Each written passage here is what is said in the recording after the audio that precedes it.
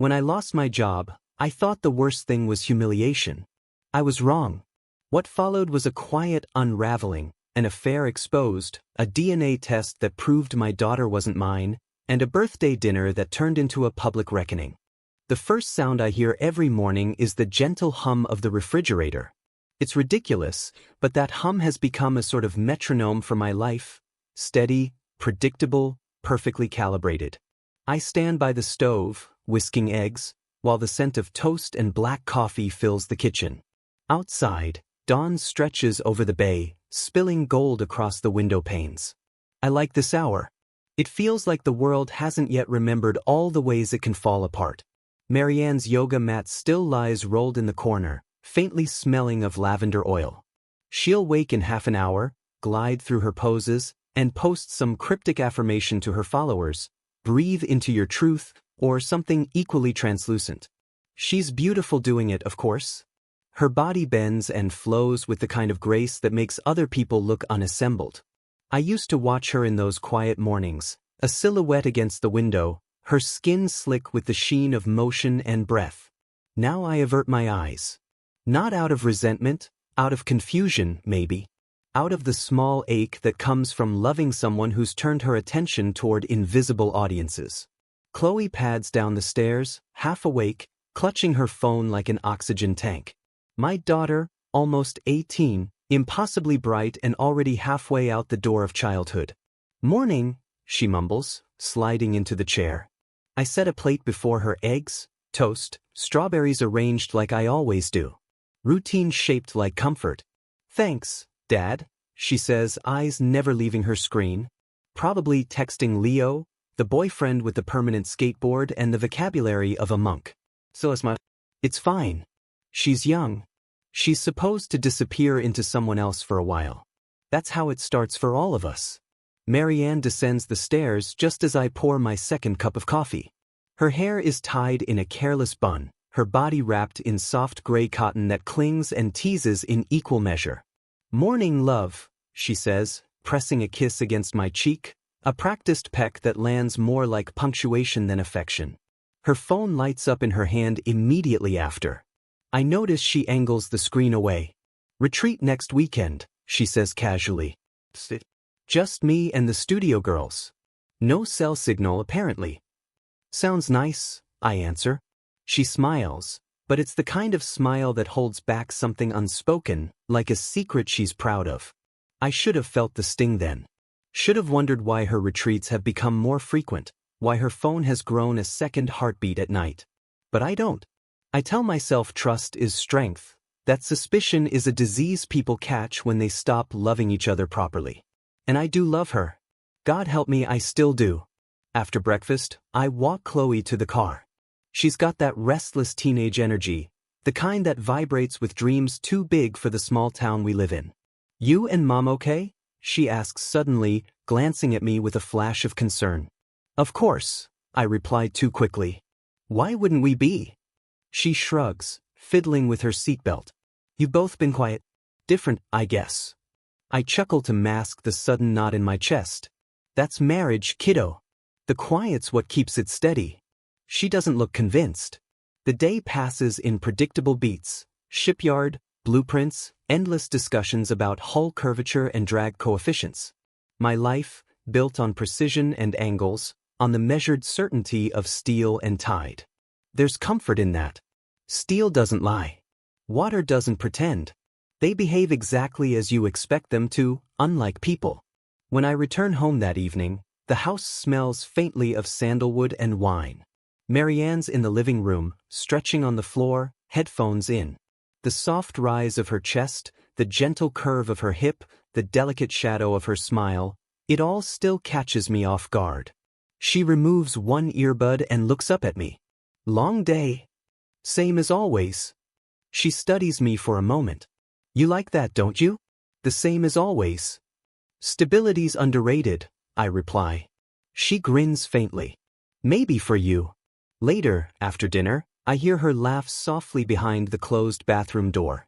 That laugh used to belong to me. Now it's softer, quieter, like it's been shared elsewhere. When she emerges, towel around her neck, She smells of citrus and steam. Her phone buzzes on the counter. She glances at it, then at me. For a fraction of a second, guilt flashes across her face, too brief to confirm, too real to ignore. "Work thing," she says quickly, slipping away upstairs. I tell myself not to follow. I don't. Instead, I wash the dishes, each clink of porcelain echoing through the empty kitchen. The night stretches, heavy and uncertain. In bed, I lie awake beside her, listening to the faint rhythm of her breathing. She's turned away from me, her hair fanned across the pillow.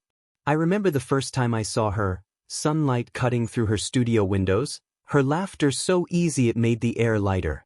I'd thought, this is the kind of woman who keeps you awake just by existing.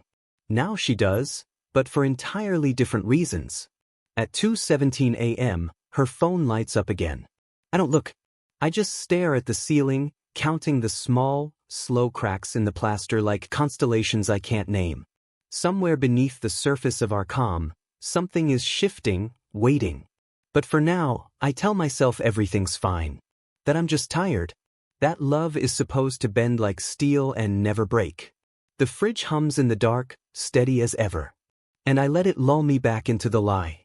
By 10 I had rechecked the load tables twice and was sketching a fair line on vellum for the simple pleasure of a pencil gliding the way a keel should. Numbers, angles, tolerances, objects that never lie. I was in that trance engineers cultivate when the intercom clicked and Claire said, "Ethan, Dr. Harrington would like a word." Pierce's office sat above the slips. He stood when I entered, immaculate, smile tuned to investor warmth. "Ethan," he said, extending a hand as if the gesture would soften what followed. "Let's take a seat." He spoke of mergers and strategic redundancies. My position was being dissolved like a sugar cube in tea. I nodded because nodding is what you do when the alternative is to set the room on fire. I asked about references. He assured me I was invaluable, right up until I wasn't. When it was done, he clasped my shoulder. "You've always been the calm in a storm," he said. "You'll land on your feet." I thought of steel and water. They respect force and shape, they never patronize. "Thank you for the opportunity," I heard myself say, the words precise as rivets. I packed my tools in quiet. The yard smelled of oak and salt. Chains clanked, torches hissed. I let the sound fill the space where anger wanted to live. On the drive home I bought 2 lobster tails, a bottle of Sancerre, and, impulsively, white orchids. A small feast to make the bad sentence end with a gracious period. Marianne was on the couch when I walked in, legs folded like a dancer, phone balanced on her knee. Sunlight skimmed her skin. My body answered, memory and want braided tight. I set the bag on the counter and kissed her temple. She didn't look up. "Big night?" she murmured, thumbs moving. "I have a live Q&A at 8. "I got let go," I said. The merger closed. My role was dissolved. Her gaze lifted an inch, then fell back to the screen. "Predictable," she said. "You've always been stable, not ambitious." The way she lingered on stable made it sound like a lesser mineral. "We'll figure it out. I can pick up more retreats." Answers rose in me and none made it past my teeth. I put the wine in the fridge like an egg I couldn't afford to drop and began to prep. The tails hissed in the pan, butter and garlic lifting into the air. Marianne slipped to the kitchen, brushing past me so close her hip grazed mine.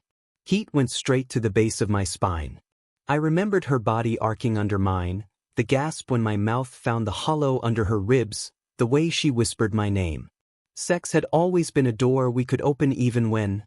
She leaned against the island. "You'll have time to reinvent," she said, but it sounded like an assignment. "Pierce told me the board wants vision." "Pierce told you?" I turned, knife paused above parsley. Her lips parted, then closed. "He's been mentoring me," she said lightly. "Don't be territorial." Chloe came in then, dropping her backpack with a thud. I plated the food, poured sparkling water into the good glasses because I didn't want the wine to play a part in a scene I'd regret. "To new chapters," I offered. Chloe studied me. "Dad?" she said, and in that one word I heard worry and distance. "It's fine," I lied. "We're fine."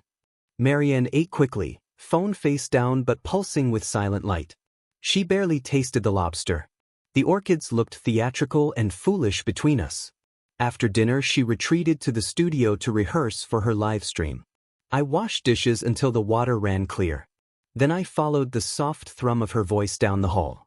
She was on the mat in a white tank, hair loose, speaking to the ring light. "When life cuts, breathe wider," she purred. Hearts rose in a vertical river. I stood in the doorway, unseen. She moved through poses that always undid me, the slow slide of fabric on her thigh, the catch of breath when she held a bind. She saw me in the reflection of the dark window and smiled for the camera. "My husband's making dinner," she told thousands of strangers. "He's the steady one." When the stream ended, she stayed on the floor, chest heaving. I knelt, palm finding the warm slope of her calf. "Let's go upstairs," I said. For a second I thought she'd say yes. Instead, her phone vibrated again. She rose in one fluid arc. "Rain check," she said, kissing me quick, eucalyptus and absence. I promised Pierce I'd send notes. "Heat cool to ash." "Of course," I answered, because I am well-mannered even in defeat. Chloe knocked on the frame. "Leo's picking me up to study," she said. "You good, Dad?" "I'm good," I said. She hugged me, brief and careful, and was gone. Later, I uncorked the Sancerre and took it to the porch. The bay was a smear of pewter. In the glass door, my reflection hovered beside the room where Marianne typed, face lit by the glow that had replaced candlelight. I imagined Pierce's hands, the way he leans too close, the cologne I smell in our hallway. Jealousy isn't a storm, it's a tide that erases your footprints while pretending to be gentle. I finished the wine and cleaned the kitchen because you can always make a surface shine. In bed, she slid beside me after midnight, warm and absent at once. I turned toward her, inhaled the line of her neck, and for a moment we found each other, the quiet press of mouths, a pulse of wanting that surprised us both. Then the phone lit the dark like a lighthouse and she pulled away. "Tomorrow," she whispered. "Be patient." I stared at the ceiling and tried to believe patience was a virtue, not a leash. The hum of the refrigerator carried through the house, a faithful engine. My job was gone, my wife elsewhere, my daughter halfway to a life I no longer understood. Still, I told myself I could keep us upright. That stability, even mocked, could be a kind of power. Out on the bay, the tide turned. Inside, something else did too, with a sound so quiet I almost missed it, the sudden cut of a line. By Saturday, the house smelled of incense and citrus candles, the kind Marianne swore, cleansed energy. I wasn't sure what energy needed cleansing, but I obeyed. I moved furniture, laid cushions, refilled pitchers with cucumber water. She called it a wellness circle. To me, it looked like a cocktail party dressed in yoga pants. They arrived in waves, tanned, smiling, all surface and light. Life coaches, sound healers, people whose eyes gleamed with the unshakable confidence of the self-enlightened. I stayed in the kitchen, the invisible host, replenishing wine and slicing fruit while laughter drifted through the open doors. Marianne was radiant. White dress, bare feet, hair loose. She laughed easily, too easily, the sound bubbling from somewhere that used to belong to us. Every time she moved, she drew eyes. She thrived on it, the quiet thrill of being wanted, of being the center of orbit. Then I saw him. Pierce Harrington, my former boss, walked in like he owned the place. Crisp linen shirt, sleeves rolled to his forearms, that practiced grin he used on board members. "Ethan," he said, as though we were still colleagues, as though he hadn't carved my career out from under me 2 days earlier. "Pierce." I shook his hand. His grip was dry, deliberate. "Didn't expect to see you here." "Oh," Marianne insisted, he said, eyes flicking toward her. She thought I'd appreciate the spiritual detox. She joined us, touching his arm lightly, too lightly for comfort, too familiar to ignore. "Pierce has been helping me with a new mindfulness project," she said, smiling at him. "He's brilliant with structure." "Right," I said. "He's brilliant with cutting structure too." She laughed, not because it was funny, but because she didn't know how else to fill the silence. He laughed too, softer, condescending. Transitions are hard, he said. You'll find your next tide soon enough. Something in me wanted to throw him into that tide. Instead, I smiled. Always do. As the night deepened, the air thickened with incense and music, low, throbbing, sensual in a way that didn't fit the word wellness. They danced barefoot, glasses in hand, the room flickering with candlelight. I caught glimpses of Marianne moving through the crowd like she belonged to no one. She was hypnotic. I couldn't decide if I wanted to touch her or shake her until she remembered me. Pierce hovered near her, murmuring something that made her tilt her head and laugh. When he placed a hand on her lower back, it stayed there a second too long. My stomach twisted. I retreated to the kitchen, gripping the counter to keep from walking over there. The smell of lime and wine clung to my hands. I poured myself a glass and watched through the doorway. She turned once, eyes finding mine. There was a flicker, guilt, maybe, or challenge. Then she looked away. By midnight the guests began to drift out, leaving the faint hum of music and the sharp tang of spilled gin. Pierce was the last to leave. He shook my hand again, leaning in just enough for his cologne, sandalwood and confidence, to crawl under my skin. "Good to see you, Ethan," he said. "You're lucky. Marianne's extraordinary." I met his gaze. "I know." When the door closed, the house felt suddenly huge and empty. Marianne was cleaning glasses, humming. "That went well," she said. "Pierce seemed comfortable," I said. She didn't look up. "He's a friend." "Is that what we call people who fire us now?" She froze. For a heartbeat, something raw flickered in her eyes, then she smiled, a brittle, defensive smile. "You're paranoid, Ethan. Pierce is a mentor. To both of us. I didn't realize you needed one." Her voice sharpened. "Don't make this about your job. You've always had this insecurity, like everyone's competing with you." "I'm not competing," I said quietly. "I just don't like losing." She rolled her eyes and gathered the empty glasses. "You always see threats where there aren't any. Maybe that's why you cling to control." I didn't answer. I just stood there, watching the way her dress clung to her thighs, the faint shimmer of sweat on her collarbone. Even in anger, she was intoxicating. When she brushed past me, her perfume, something floral and faintly musky, hit me like memory. I caught her wrist. "Marianne." She stopped, not turning. "Are you sleeping with him?"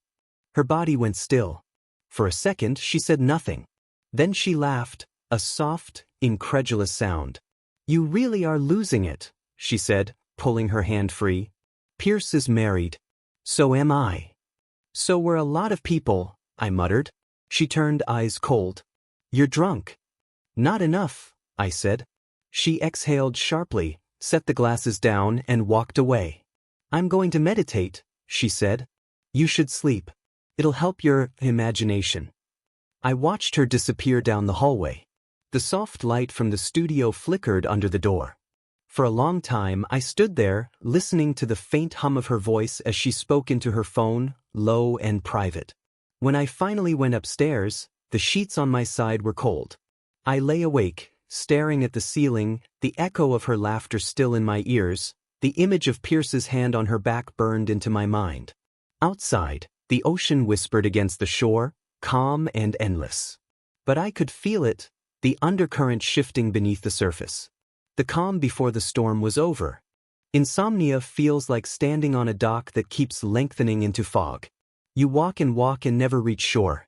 That night, the house was a hull creaking softly around me, every timber remembering storms I hadn't yet admitted existed.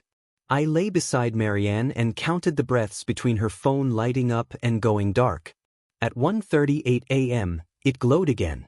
She shifted, turned it face down, and slid from the bed with the grace of someone trained to leave without disturbing anything, least of all a conscience. The refrigerator hummed its old lullaby downstairs. I told myself I was thirsty, that water was the destination and not whatever sound might guide me along the hallway. I moved carefully, bare feet on cool wood, passing the framed photos we'd taken when the world was brighter. Chloe on a carousel, Marianne leaning into my shoulder, lips parted in laughter, the three of us under a gull-streaked sky with sand still clinging to our ankles. Even the glass looked tired now. The hallway bent toward the bedrooms, a gentle curve I knew like the curve of a keel. Chloe's door was mostly shut, a thin seam of warm light cutting the dark. Voices threaded through it. First a whisper I felt before I understood, like a current catching my knees. Marianne. Soft, trembling. Don't tell your dad, sweetheart. It'll only hurt him. The word sweetheart hit me with a dozen birthdays at once. I paused by the console table and steadied a wobbling seashell, as if the house itself had shivered. Chloe's answer was low. I don't like lying. I know, Marianne said. After your birthday, everything will be different. I promise. There was a rustle, fabric against sheets, the small creak of the mattress we'd bought when Chloe turned 13 and insisted she wasn't a kid. I pictured Marianne sitting at the edge of our daughter's bed, the way she used to sit at mine when we were new and sleep was an afterthought, her body folded toward me like a tide. The thought burned, not with jealousy, yet, but with a strange grief, as if a piece of our kitchen table had been sawed off in the night. Chloe again, hesitant. Will I get to see Dr. Pierce more often? I froze the way a diver does when a shape passes between him and the sun. The name knocked the air out of me so completely I had to swallow it back in, shallow and loud in my own ears. Marianne waited a beat too long. Maybe, she murmured. He cares about you. He wants to help. The word cut. I stepped back because my knees were unreliable, because the floor had learned a new language and I didn't speak it. The wall at my shoulder felt cool. The paint texture dug tiny moons into my skin. Chloe's voice thinned. Does Dad know? No, Marianne said, and something in her voice broke quietly, like a dowel snapping inside a chair. He's traditional. He wouldn't understand right now. Traditional. I could have laughed if there had been any oxygen left for it. I pressed my palm over my mouth like a man caught talking to himself. The light under the door shivered, then steadied, then shivered again. I imagined them both turn toward it, as if the crack were a horizon. Chloe sniffed. Is he going to be mad at me? Never, Marianne said immediately, and that was the most honest thing I heard all night.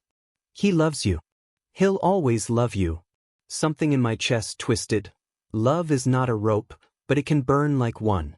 I eased backward 2 steps, then 3, each floorboard measuring me like a lie detector. In the kitchen the faucet was a silver throat. I filled a glass and kept it running longer than I needed to because the noise felt like a permission slip. The water was so cold it hurt. I let the rim press into my lower lip until I tasted metal. I stood there long enough for the fridge to cycle off and the silence to grow domestic again. When I finally moved, I took the long way back, past the studio. The door was ajar, eucalyptus and sweat hung in the air. A mat lay unrolled like an invitation. Her lavender block perched atop a folded towel. Beside it, the strap she used to bind poses had fallen to the floor. The strap looked indecent out of context, like an accessory misplaced during sex, and I hated that my body understood the association before my brain reprimanded it. There had been a time when the scent of her studio meant we were about to fall into each other, her mouth salt-sweet after practice, her skin radiating heat. She had always been the one to reach first, to climb into my lap on the couch and laugh when I caught her, to guide my hands exactly where she wanted them. Even now, remembering, my stomach clenched. Want and anger are blood cousins. I kept walking. The bedroom waited, wide and untrue. I lay down and left her side empty, as if vacancy could be my representative. 10 minutes, maybe 20, and she returned. She drifted across the room and slid beneath the sheet, all warm limbs and careful breath. I didn't move. Neither did she. Our bodies made a treaty of stillness. At 3:11, I gave up. I pulled on sweats, took the car keys, and left a note on the dresser that said harbor because it was simpler than I heard everything and nothing, and both are killing me. The night air startled me in the best way, salt and iron and a clean, wet cold that made thoughts organize themselves. The harbor was a sheet of dark muscle. I walked the planks where I'd shepherded hulls into first contact with water and let the old math steady me. Buoyancy, displacement, the honesty of forces. The moon played at journalism on the ripples, reporting only what the surface allowed. At the far slip, A gull dozed with its beak tucked into itself. I sat on a bollard and breathed until my heart recognized the rhythm again. I tried to rearrange the words I'd heard into a story I could survive. After your birthday, everything will be different. Different how? Legal, public, blessed by some perverse ceremony? And will I get to see Dr. Pierce more often? Was he angling to be a benefactor, a guide, a substitute gravity? Or was I too late naming anything? Every possibility felt obscene. Pierce's hand at the small of Marianne's back bloomed again in memory, slow motion now, and I realized I'd assigned it the wrong caption. It wasn't possession, it was rehearsal. I stayed until the first week gray arrived and the gull took off as if embarrassed to have slept. On the drive home I passed our daughter's school, the empty lot stenciled with futures. Her 18th was 10 days away. A milestone, Marianne had called it, mouth curving just slightly around the word like a woman testing the fit of a new ring. Upstairs, Marianne was awake, propped on an elbow, hair tangled and eyes open in the pale light. "You went out," she said, as if I were a cigarette returning to its ashtray. "Couldn't sleep. You should try breathing exercises." It wasn't unkind, it was professional. I nodded. I stepped into the shower and let the water beat me until my skin smarted. Under the drum of the spray, a plan began arranging itself with the cold patience I knew best. Not vengeance, architecture. I would not scream or shatter. I would measure. I would learn the load paths of this betrayal, locate the weak seams, and decide exactly when and where to apply pressure. You can't repair a hull by cursing the ocean. When I came out, towel around my waist, she stood at the closet tying a silk robe. The robe slid across her like a second voice. She glanced at me, at the stripe of water running from my sternum to my navel, and there it was, that flicker of desire I'd been starving for. My body answered. She noticed, she always did. Her hand hovered at the belt. "Later," she said softly, regret and strategy welded into one syllable. "I have an early private." I stepped close enough to catch the warmth coming off her. "With Pierce?" I asked, almost gentle. Her eyes steadied on mine, unreadable. "Don't start, Ethan." I didn't. I kissed her cheek, let my lips almost find the hinge of her jaw where she is most dangerous, then stepped away. "Have a good session." After she left, I went downstairs and packed Chloe's lunch with the precision of a surgeon. I slid a note beside the sandwich, "Proud of you, boys." It wasn't strategy. It was ballast. Before heading to the yard, I pulled up a search I never imagined typing and found a name in a modest listing. Lara Mendez Investigations, Harborview. Discreet. The page gave me nothing else. It felt right. I saved the number without calling. Not yet. Akil needed a line to follow. That night would become a hinge in memory, the quiet moment when the door looked closed and was, in truth, only resting against the frame. On the other side waited the same kitchen, the same photographs, the same daughter with the same bright future. On the other side waited a woman whose body I knew as well as my own, and a man whose cologne I could smell in my sleep. But in the seam of that door, in the breath between a whisper and a name, I'd heard what I needed, the tide turning. Trust had been my strongest beam. Now I knew where it had split. Lara Mendez's office overlooked the harbor from a narrow building wedged between a bait shop and a law office. A sign on the frosted glass read Mendez Investigations, discretion guaranteed in simple black letters. The kind of promise that doesn't ask for trust, only curiosity. I sat in her waiting room, hands clasped, the smell of coffee and sea brine filling the air. My reflection in the window looked older than it had a week ago, eyes hollowed, jaw tight. A man pretending control while drowning in silence. She appeared from the inner office wearing jeans, a navy shirt, and the expression of someone who's seen everything twice. "Ethan Calloway?" she said. Her voice was low, steady, with a faint rasp of late nights and too much honesty. "That's me. Come on in." Her office was small but neat, maps, corkboards, a wall of photos in pinned clusters. She gestured to a chair across from her desk. "You said you think your wife's cheating?" The words sounded cheap in her mouth, but it was the first time anyone had said it aloud. I nodded. "I don't know if she's cheating, but she's hiding something." Her phone, her time, even our daughter. I heard her talking to our daughter about Dr. Pierce Harrington. My old boss. Her pen stopped moving. The same guy who fired you? Dissolved my position, I said, smiling without humor. She smirked faintly. You architects and your precision. She flipped open a pad. Tell me everything. I told her. About the wellness party. The retreat excuses. The way Marianne's voice changed when she said Pierce's name. The conversation outside Chloe's door. Every detail, in the calm, clinical tone I used when explaining design tolerances.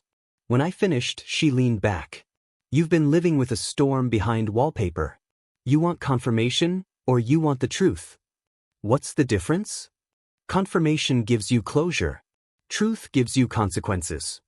I looked at her and saw the faint scar under her left eye, the kind earned from chasing someone else's truth too close. I'll take both, I said. She nodded once.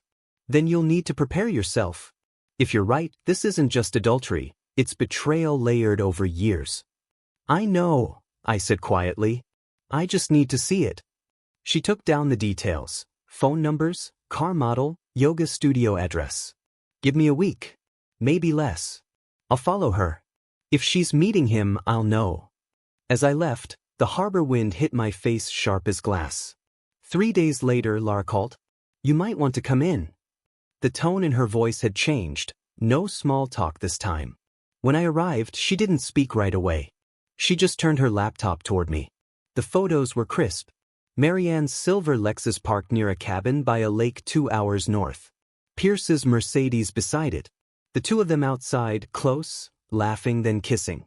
My hands went numb. Lara spoke softly, professional but not cold. This was yesterday. They stayed 4 hours. Drove in separate cars, left together. The image before me was everything I'd refused to imagine. Marianne leaning into him, her hair brushing his shoulder, her smile the one she used to save for me. The way he touched her waist, the ease of it, made me sick. Any signs of coercion? I asked, grasping for a reason, any reason, to make sense of it. She shook her head. No. Looks mutual. If anything, she seemed the one leading. I nodded slowly, staring at the screen until the shapes blurred. Lara watched me. You okay? I didn't answer. I couldn't. My mind drifted somewhere else, to breakfasts, to bedtime stories, to the way Marianne once looked at me across candlelight and whispered you steady me. Now she steadied herself on someone else. When I finally spoke, my voice sounded far away. 18 years. And I didn't see it. She closed the laptop gently. You're not the first man to miss the signs. People like you, builders, planners, you believe if the structure's sound, the storm can't touch it. I managed a faint smile. You're right. I built everything to last. I just forgot the foundation was her. She reached into a drawer and handed me an envelope. Copies of everything. Photos, timestamps, plate numbers. If you want, I can keep digging emails, finances, background on Pierce. Yes, I said. Everything. That night, I sat on the deck behind our house. The ocean was black glass. The photos lay beside me, face down, as if hiding could make them less true. I could still hear her laugh in my head, the same laugh that once filled this place with warmth. I tried to cry. I couldn't. The anger hadn't arrived yet, only the numbness. At some point, Marianne came outside. She stood behind me, robe tied loosely, smelling of sea salt and the faint musk of sweat. You're up late, she said. Couldn't sleep. She came closer, hand resting on my shoulder. You worry too much, Ethan. You always have. Her touch, once the most familiar thing in the world, felt foreign, dangerous. Do I? I said. Yes, she whispered, lips brushing my ear. You build storms in your head. You should learn to let go. I turned my head just enough to see her eyes in the dim light. There was no guilt there. No remorse. Only distance, smooth and perfect as glass. I'll try, I said. She smiled, kissed the corner of my mouth, and went back inside. When the door closed, I looked out over the dark horizon, at the faint shimmer of the moon on water. Somewhere out there, ships carried their secrets, too heavy to surface. I whispered to no one, "Tomorrow I start tearing the hull apart." Lara didn't push when I asked for quiet. She just said, "When you're ready," and slid a folder across the desk.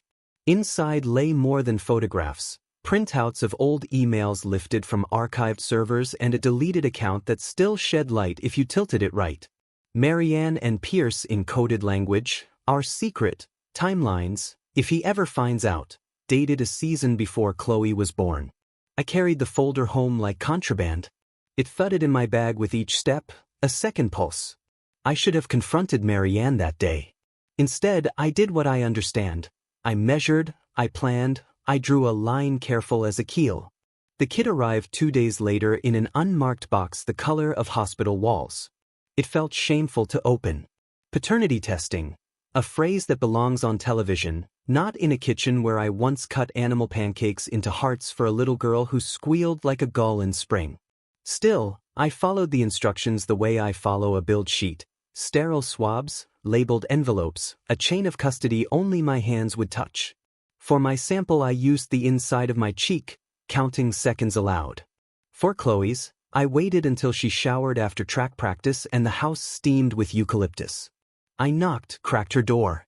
"Left your hairbrush downstairs," I lied, and held up the wrong one so she'd trade without thinking. Her palm was damp and warm, like when she was 5 and trusted me to lead her across the street. I carried her brush to the garage like a thief and stared at the golden strands as if they could speak. Those days between were a low fever. Marianne moved through the house in silk and sunlight, body angled toward her phone. At night she reached for me, absent-minded sometimes, hungry others, and each time my body answered against my will. Sex became a negotiation with a man I barely recognized. Take what's left, take what's yours, pretend this is ownership and not an echo. The email from the lab arrived at 11:09 a.m. on a Tuesday. I touched the trackpad with a stupid level of ceremony. The PDF opened and the numbers were very clear. Not consistent. 0 probability. The kind of 0 that doesn't leave room for stubbornness. I took the envelope I'd kept for ritual and walked to the ocean. The day was bright and hard. Gulls knifed the wind. I sat on the seawall with the sealed paper beside me and tried to make my chest obey the simple arithmetic of breath. I had built bedtime scaffolds out of pirate stories and trigonometry jokes. I had known every way her temper flared and quieted. I had packed lunches, cut crusts, clapped at recitals, taught her to read a tide chart and the secret of not being embarrassed by loving something. None of it belonged to biology. All of it belonged to me. But the word father wobbled as if some courtroom in my future would test it for structural failure. 2 runners passed behind me, conversation buoyant and unimportant. The world had the nerve to continue. I tried to cry and couldn't, the way a pump seizes when there's air in the lines. Anger didn't arrive either, only a spaciousness edged with wire. I texted Lara one word, confirmed. She replied, "I'm sorry. Keep breathing. We keep working." That night Marianne cooked, penne with tomatoes so red they looked staged. She poured Barbera and touched my wrist. "You look tired," she said. "I can book you breath work for grief." "I'm aligned," I said, because sarcasm was the only blade I could reach without bleeding.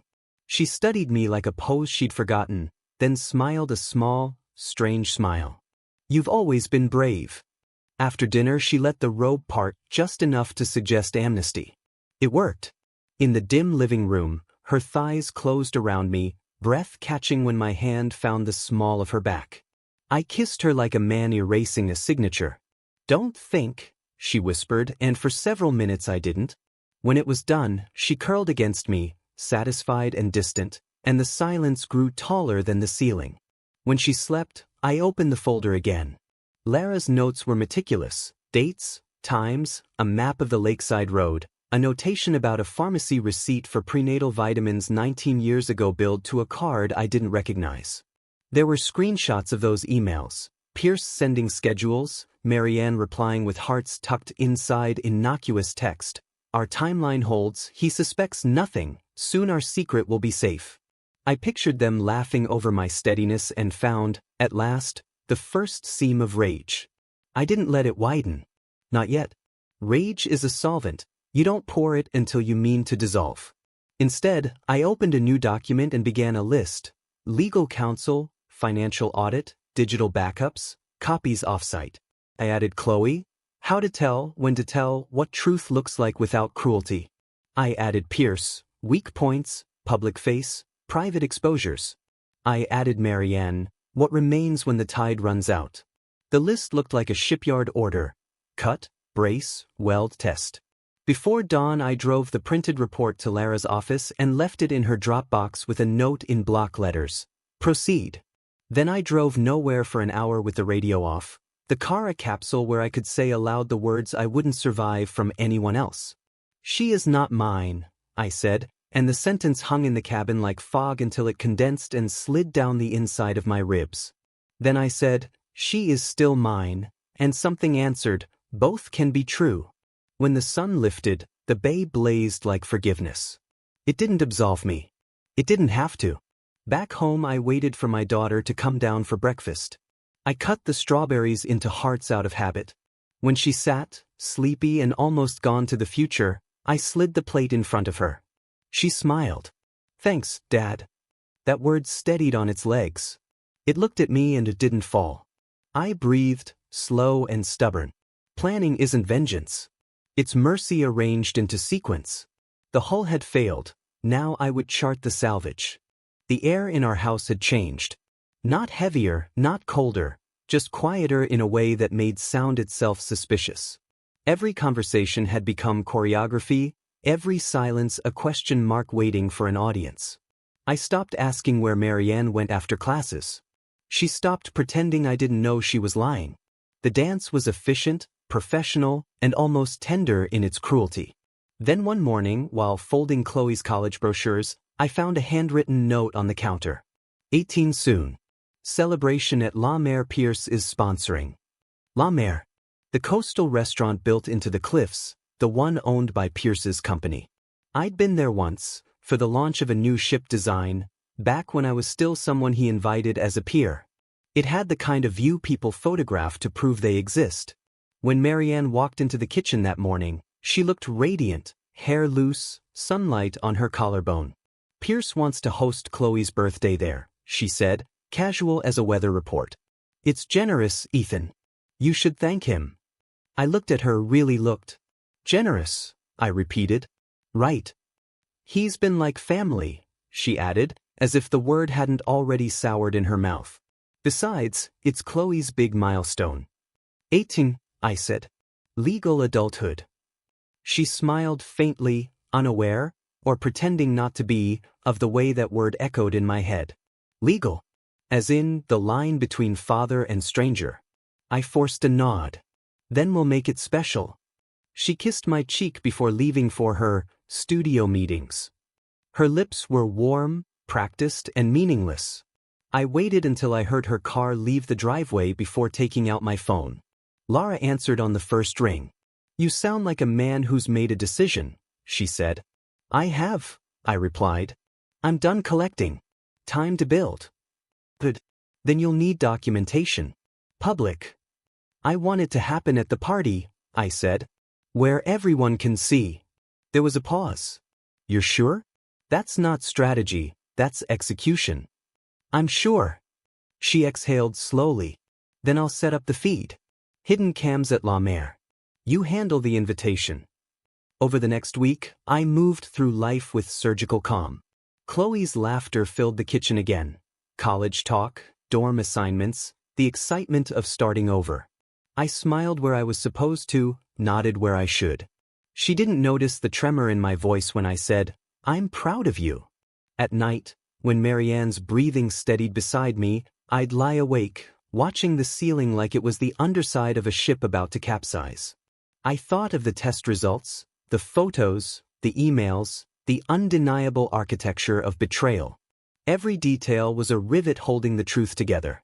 3 days before the party, I met Lara at her office. She had a small monitor open on her desk, showing camera angles from the restaurant's private dining area. Everything's set, she said. You'll have a clean feed for evidence. Sound 2. She studied me for a long moment. You're not doing this just for revenge, are you? I shook my head. Revenge is noise. I want silence after. She nodded, then reached into a drawer and handed me a small black drive. Copy of everything. But don't keep it at home. Where would you keep it? I asked. She smiled faintly. Somewhere fireproof. When I got back to the car, I stared at my reflection in the windshield. The face staring back wasn't angry. It was empty, stripped of the luxury of anger. Marianne spent the next 2 days preparing for the event like it was her coronation. Dresses, caterers, photographers. She asked me about wine pairings and floral arrangements, as if nothing beneath our life had cracked open. I played along, yes, dear, another nail in the coffin I was quietly building. On the morning of the celebration, I wrote a card for Chloe, handwritten, careful, loving. Inside, I placed the DNA results, folded neatly behind a photo of us building her first model sailboat together. I tied the envelope with a velvet ribbon and placed it inside a small wooden box. To Marianne, I offered nothing. Before leaving, I texted Lara one final message. Get the footage ready. I'll handle the rest. She replied with a single word, steady. La Mer shimmered that night. Glass walls, candlelight, the low murmur of laughter over the sound of the surf. Marianne glowed in white silk, her hand brushing Pierce's arm as if claiming ownership. He smiled, confident, polished. The two of them looked like the perfect couple, if you didn't know what I did. Chloe was radiant, her eyes wide with the joy only innocence can afford. Seeing her smile almost undid me. For a moment, I wondered if I should stop, if I should protect her from what truth costs. But then I remembered the whisper behind her door, the manipulation, the years of lies.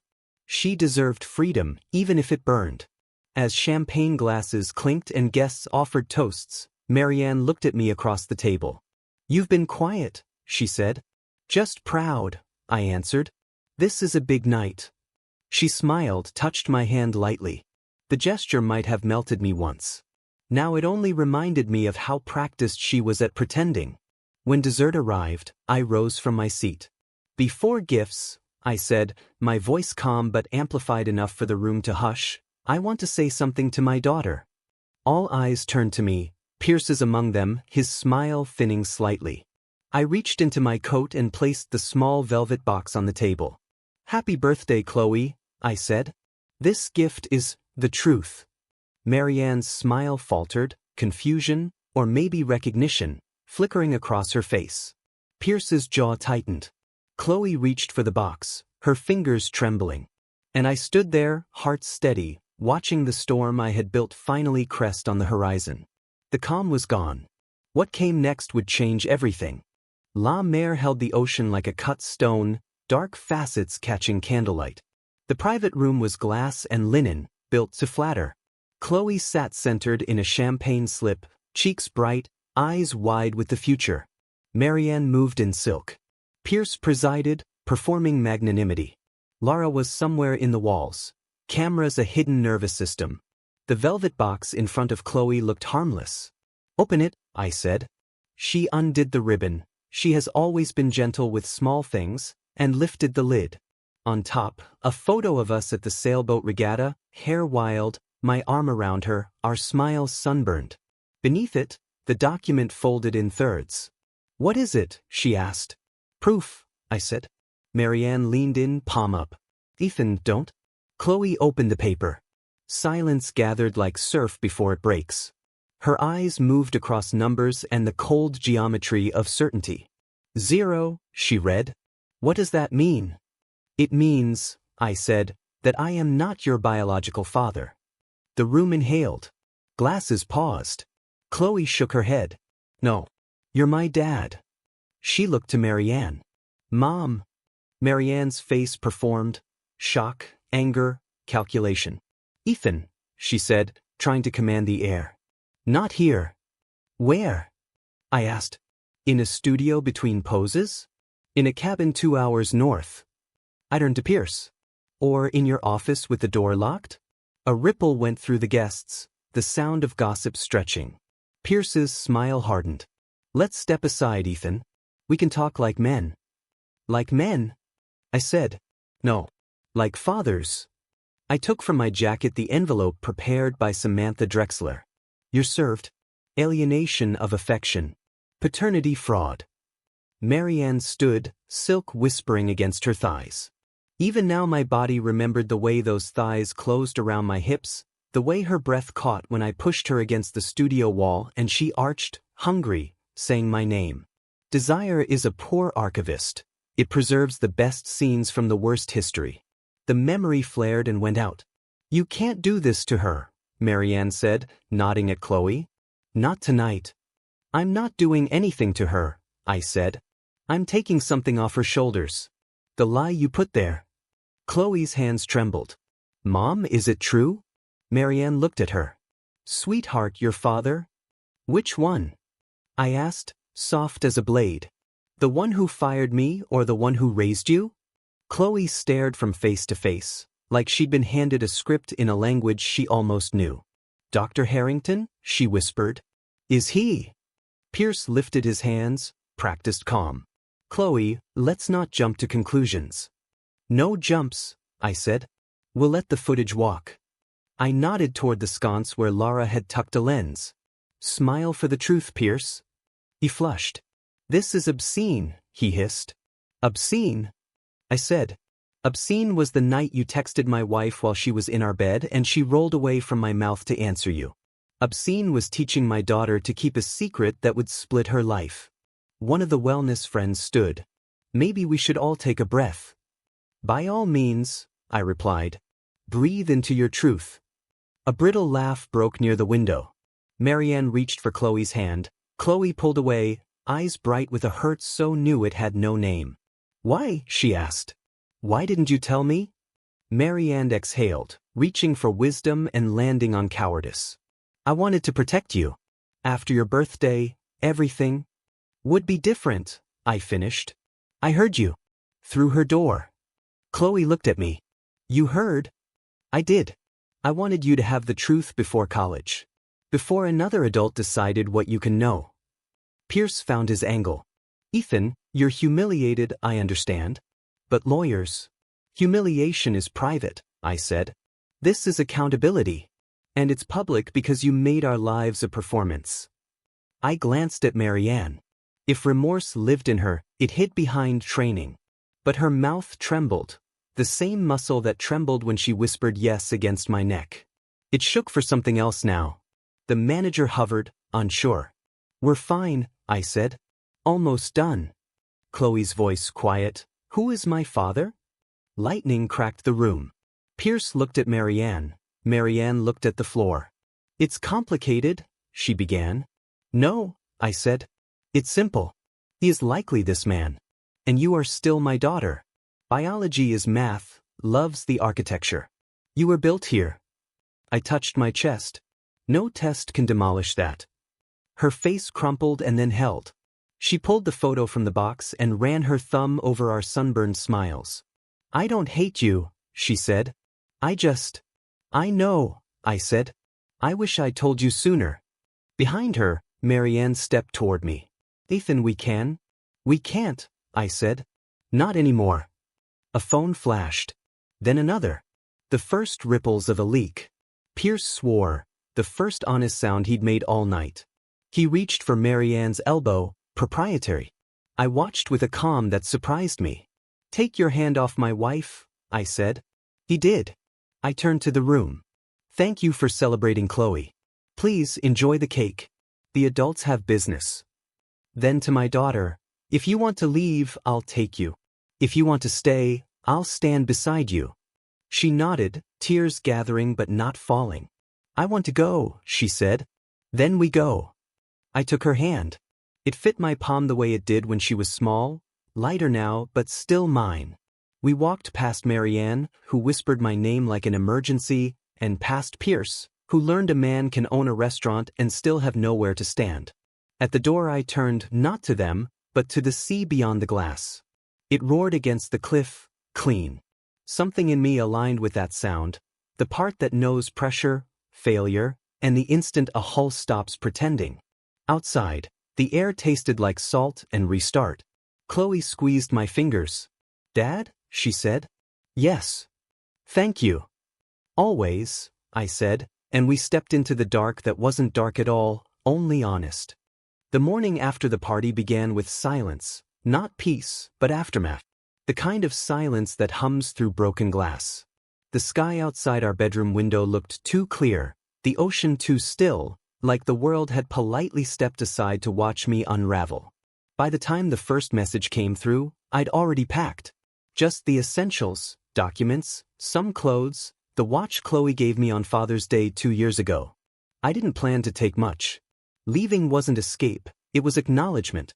The house we'd built was no longer a home, just a stage we'd both forgotten to sweep. The phone buzzed again. Then again. Notifications stacked like debris. I opened one out of morbid curiosity. Viral video: man exposes wife and CO at daughter's 18th birthday party. Lara had sent me the footage privately last night, the clean, professional cut, but this wasn't that. This was the raw version, recorded by one of Marianne's wellness friends. It had spread like oil fire across social media overnight. A few seconds of chaos immortalized me in millions of feeds. My calm voice, Marianne's shock, Pierce's attempt at composure, Chloe's trembling. The comments were worse than the images. She deserved it. That poor girl. CO caught red-handed, karma. Imagine your dad doing that to you. And beneath those, the vultures, brand pages, gossip blogs, relationship experts, dissecting my family like it was case law. Marianne's wellness studio shuttered within 48 hours. Sponsors withdrew, clients canceled retreats, and her inbox filled with the digital equivalent of stones. She tried to hold a live stream, an apology wrapped in healing language, but her voice shook too much to be convincing. Comments flooded in before she finished her first breath. Pierce fared worse.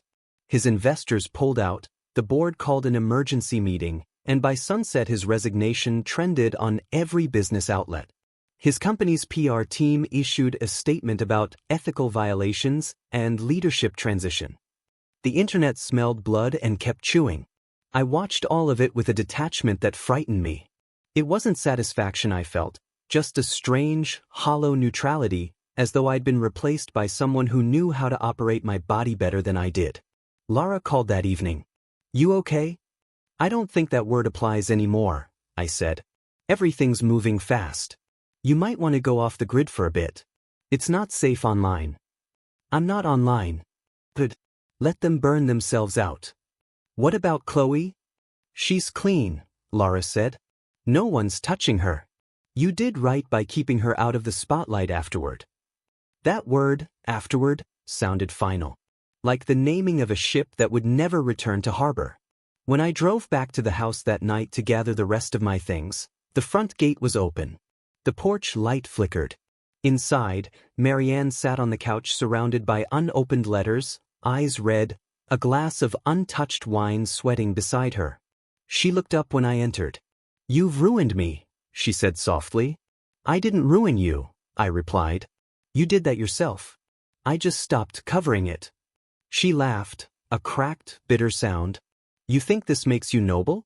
You think exposing me in front of our daughter was justice?" "It was truth." She stood, trembling. "Truth doesn't fix anything. You could have talked to me, Ethan. You could have forgiven me." "Forgiveness," I said, "is for people who make mistakes. You made decisions." Her eyes filled. "I loved you once." And then? Her silence was an answer. I walked past her to the study, collected the last few folders. My wedding photo stared from the shelf, her head on my shoulder, both of us smiling like we'd been promised a future that couldn't expire. I took it down and turned it face first against the wall. When I left, she didn't follow. Over the next week, headlines moved on to newer scandals. But the wreckage remained. Our house became a symbol, our story a cautionary tale. A talk show invited me to speak about emotional honesty in modern marriages. I declined. I didn't want to be a symbol. Lara helped me file the final documents, evidence packages, claims, motions. She worked with a precision that reminded me of myself before all this began. We spent long evenings in her office reviewing timelines, witness statements, financial transfers between Pierce and Marianne. Once, when she placed a hand over mine to steady me as I scrolled through another email thread of their secret messages, I didn't flinch. It wasn't affection. It was understanding. When it was all ready, she said, "You sure you want to pursue everything? You've already won in public opinion." "Public opinion changes," I said. "But records stay." She nodded. "Then we'll make sure the record's clean." I moved into a small apartment by the marina. The smell of salt still filled the air, the same as home, but it carried no ghosts. Nights were quiet except for gulls and the low hum of engines idling far out at sea. Sometimes, I'd see Chloe's car parked across the street. She'd come by after school, sit in the passenger seat while I made her tea. We didn't talk much about the party. She'd bring her sketchbook, and I'd read or tinker with design drafts for a small firm Laura connected me with. There was a comfort in the shared silence, the kind built by people who've seen each other at the edge and didn't run. One night, as she packed up to leave, she said, "You look lighter." "Do I?" "Yeah. Like you stopped holding your breath." I smiled faintly. Maybe I finally exhaled. She hugged me then, the kind of hug that folds time. When she left, I watched her drive away, headlights sliding across the bay, vanishing into fog. I stood on the balcony long after, watching the dark water pulse against the rocks, slow and endless. The collapse was complete, and in its wake, I felt something new, not peace, exactly, but space. The wreck was quiet now. And in the silence, I began to hear something I hadn't in a long time, the steady rhythm of my own life returning. The first months felt like living on a refit. Keep what holds, cut away rot. Paperwork replaced sleep. Hearings devoured weekends. I learned new words for old wounds: alienation, fraud, restitution, each stamped onto filings that turned private pain into public math. Samantha Drexler ran the case with a conductor's calm. Lara and I fed her evidence in tidy boxes. My life became a chain of custody, and somewhere in there I stopped confusing numbness with discipline. The case moved fast. Pierce resigned under the headline of ethics transition, contrition hanging on him like a coat he hadn't earned. Marianne issued soft focus apologies that sounded like stretches: open, surrender, release. The court, mercifully, liked facts, dates, transfers, a long deceit dressed as wellness. Judgment Day smelled of toner and lemon cleaner. I sat between Samantha and Lara and watched the judge read. Marianne looked smaller than I remembered in a charcoal dress that swallowed her glow. Pierce kept his jaw locked like a bulkhead. I didn't search their faces. I listened. The ruling was spare and exacting. Restitution for paternity fraud, calculated across years I never tallied because love doesn't keep receipts until it has to. Alienation sustained. Fees assigned. No victory rush. Just an exhale that felt like a hull finally sliding free of the blocks. In the corridor, Marianne said, very quietly, "I'm sorry." "I believe you," I answered. "It's late." She asked if I hated her. No. Hate needs a live wire to the heart. I cut it. "Be kinder to Chloe than you were to me." Pierce walked past without speaking, eyes on the floor, reputation suddenly heavy now that he had to carry it himself. Work returned in small, honest parcels. A shipwright needed a design consult. A harbor client wanted retrofits on a patrol craft. Lara said, "Make it a company." We did. She brought cases that smelled of Tide and nickel, salvage disputes, insurance theater, and I drew holes between witness statements. We rented a narrow office with a window over masts counting time and, on the glass, painted two names, Calloway and Mendez. Some nights we worked until the harbor dissolved into fog. Once a storm cut the lights, leaving us in the blue hush of emergency LEDs. We stood too close. The idea of kissing her rose like a tide in my chest. She must have felt it. "Not a rebound," she murmured, eyes on the rain. "You deserve clean beginnings." The power returned. We turned back to our files. One is not a contract. I could wait. Then Chloe texted, "Coffee?" Just us. We met by the campus bookstore, where the air smelled like baked sugar and new ink. Her hair was shorter, the effect was fierce and young at once. She hugged me and the room steadied to the sound of a father being claimed. We covered easy things first: classes, roommates, the discovery that independence makes toothpaste taste different. Then she traced a circle on her mug and said, "I met with Mom." "How was it?" "Sad," she said. "She's trying." I told her trying isn't owed credit, it's owed consistency. The beat. I also met with Dr. Harrington. The name didn't sink me. It bobbed in water that no longer wanted to drown me. "You wanted to know for yourself." I did. He apologized. Said he thought he was protecting us. She grimaced. It sounded like a press release. I told him biology isn't parenthood. "You okay?" She looked up, clear as winter air. "I am. I know who raised me. Who showed up." She squeezed my fingers. "I don't hate you for the party. I hated the moment. Not you. I wish I'd spared you the spectacle." "I don't," she said. "Secrets rot. You opened a window. I'm not fragile, Dad. I'm just new at this." We laughed. She showed me sketches, sleek little boats that wanted to be birds, notes in the margins: lift, grace, risk.